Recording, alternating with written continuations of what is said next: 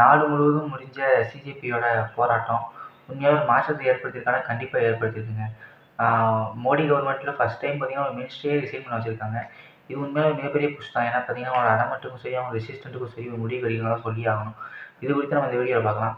First cockroach party எப்படி ஆரம்பிக்குது அப்படிங்கிறத தெரிஞ்சுக்கணும். நம்மளோட இந்திய உச்சநீதிமன்றத்தோட தலைமை நீதிபதி கவாய் அவர்கள் பார்த்தீங்கன்னா, ஒரு ஸ்டேட்மெண்ட் ஒண்ணு குடுக்குறாரு.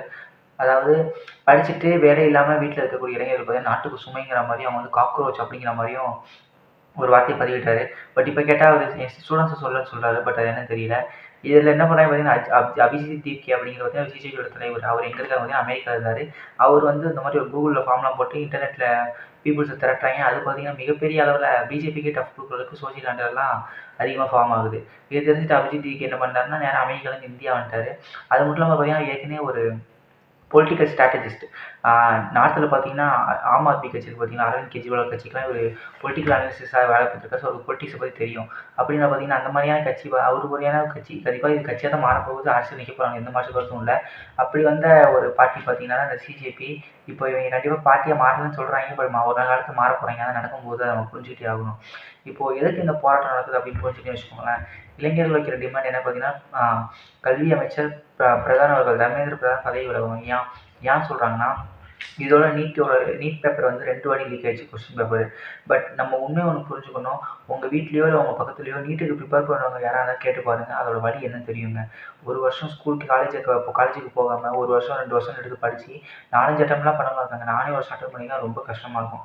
நான் ஸ்டேட் போர்டு வேறையா நீங்கள் ஏதாவது ஒரு சிபிஎஸ்சி இருந்தீங்கன்னா அவ்வளோ மக்கப் பண்ணிட்டு போய் அவ்வளோ படித்து கஷ்டப்பட்டு போனால் தான் நீங்கள் ஒரு மார்ஜின்லையாவது அட்லீஸ்ட் ஒரு மெடிக்கல் சீட் வாங்க முடியும். அந்தளவுக்கு கஷ்டமாக இருக்கக்கூடிய ஒரு எக்ஸாம்பிள் பார்த்தீங்கன்னா, ஈஸியாக 2 வாட்டி லீக் ஆகிட்டு ஏற்கனவே பல குளறுபடி இருக்குன்னு சொல்கிறாங்க. இந்த மாதிரி மார்க் வந்தது. ஒரே கோச்சிங் சென்டரில் படித்தவங்க பார்த்தீங்கன்னா நிறைய மார்க் வாங்கின மாதிரி நிறைய குளறுபடிகள் இருக்குது. பட் இப்போ என்ன பிரச்சனைனா, ஓகே லீக் ஆகிட்டு அது குறித்து பிரச்சனை வரல. இந்த மாதிரி விஷயங்கள் மனித தரவுகள் நடக்கலாம். பட் அது யாருக்கு பொறுப்பேற்கலன்னு கேட்டால் யாருமே பொறுப்பேற்கல. இது வரைக்கும் ஓகே நான் பொறுப்பெடுத்துருக்கோம், இந்த நடவடிக்கை எடுத்துக்கோன்னு சொல்கிறாங்க. பட் அதிகாரம் மேலே தான் இருக்குது. அதுக்கான முழுமையான ஒரு தீர்வு என்ன, இதை ஃபிக்ஸ் பண்ணாங்களா அப்படின்னு கேட்டால் எந்த ஒரு அசட்டுத்தரமான பதில்களை தவிர எதுவுமே வரல.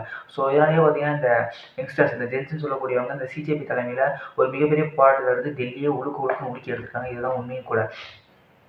இப்போ இருக்கக்கூடிய என்ன பிரச்சனைன்னு பார்த்தீங்கன்னு வச்சுக்கோங்களேன், நம்ம இந்தியாவில் இப்போ சிபிஎஸ்சி போர்டு இருக்குது. சிபிஎஸ்சி போர்டோட அஃபிஷியல் வெப்சைட்டை ஒரு 19 வயசு 19 வயசு பையன் பார்த்தீங்கன்னா முழுசும் ஆட் பண்ணுறான். அந்த அளவுக்கு தான் நம்மளோட ஸ்ட்ரக்சரும் நம்மளோட பவரும் இருக்குது. அப்படி இருக்கிறப்ப நீட் மாதிரியான ஒரு எக்ஸாம் எந்த அளவுக்கு வீக்காக இருக்குன்னு பாருங்களேன். போன வருஷம் என்ன பண்ணிட்டாங்கன்னா, ஏர்ஃபோர்ஸோட ஏரோப்ளைனில் போய் அந்த நீட்டோட கொஸ்டின் பேப்பரை கொண்டு போகிறாங்க. இதெல்லாம் நம்ம மாதிரி பார்த்ததே கிடையாது.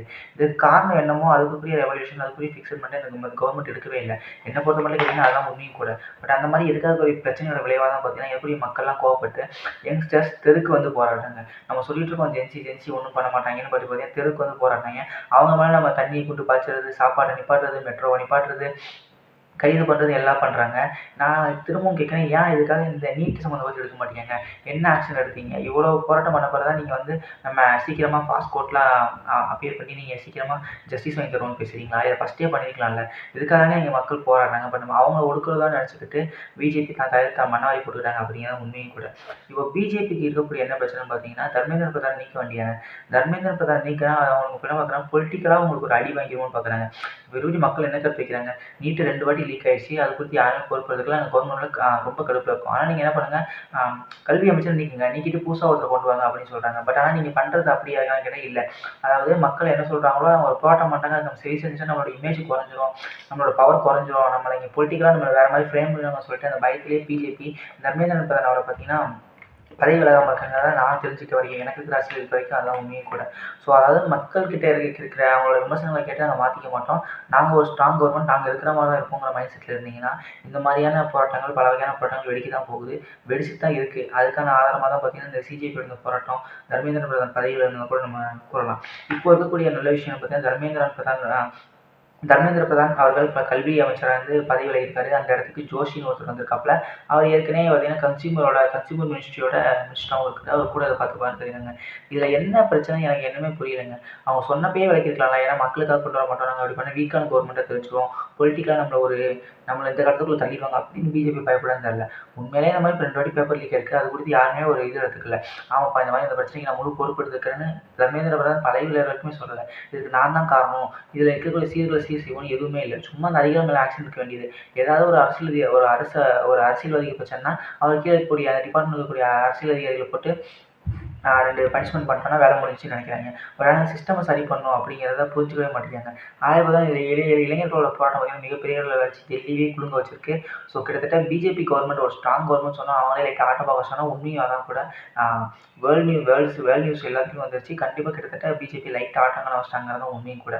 அத நம்ம ஒத்துக்கலாம். அதான் நெசம். நீங்க அத ஒத்துப்பீங்கன்னு நினைக்கிறேன். ஸோ இந்த பொறுத்தமட்டிலும் என்னோட இந்த சிஜேபி ப்ரொடெஸ்ட்ட பொறுத்தமட்டிலும் என்னோட பாயிண்ட் ஆஃப் வியூ நான் சொல்றேன்.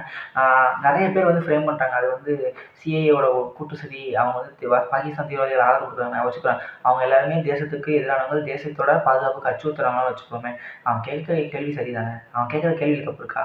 இந்த மாரி நீட் எக்ஸாமு பசங்க உயிர குடுத்து 2 வருஷம் ட்ராப்லாம் பண்ணிட்டு படிக்கிறாங்க. பட் அந்த மாதிரியான எக்ஸாமு நம்மளோட இந்தியாவோட மருத்துவர்கள நிர்ணயிக்கப்பட்ட எக்ஸாம்ல 2 வாட்டி அசால்ட்டா பேப்பர் லீக் ஆகுது. அது குறித்து நீங்களும் எந்த நடவடிக்கையும் எடுக்கல. நடவடிக்கை எடுக்கலன்னு சொல்லாம கண் துடைப்புக்கு நடவடிக்கை எடுக்கிறீங்க. இதுக்கு யார் பொறுப்புன்னு ஏத்துக்க மாட்டீங்க. தர்மேந்திர பிரதான் பொறுப்பே இல்ல. நம்ம இது பண்ணிடுவோம், அது பண்ணிடுவோம்னு சொல்றீங்க. ஏர்ஃபோர்ஸ்லலாம் பேப்பர கொண்டு போய் லீக் ஆகுதுன்னா நம்ம என்னதான் பண்ண முடியும் சொல்லுங்க? அந்த மாரி இருக்கிறப்ப, இந்த மாதிரியான போராட்டத்த நான் ஆதரிங்க, இத ஊக்குவிக்கணும்னு சொல்ல விரும்பல. அத நீங்க அது வந்து தேச துரோகிகள் அவங்கலாம்.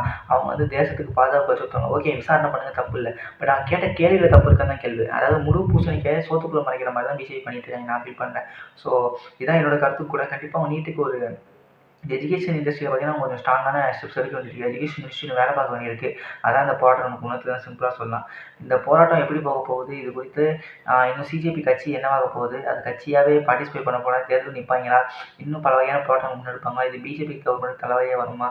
இந்த மாரி விஷயங்கள்லாம் நம்ம பொறுத்து தான் பார்க்கணும். ஏற்கனவே ஜென்ஸோட அட்டகாசம் நம்ம பார்த்துருக்கோம்.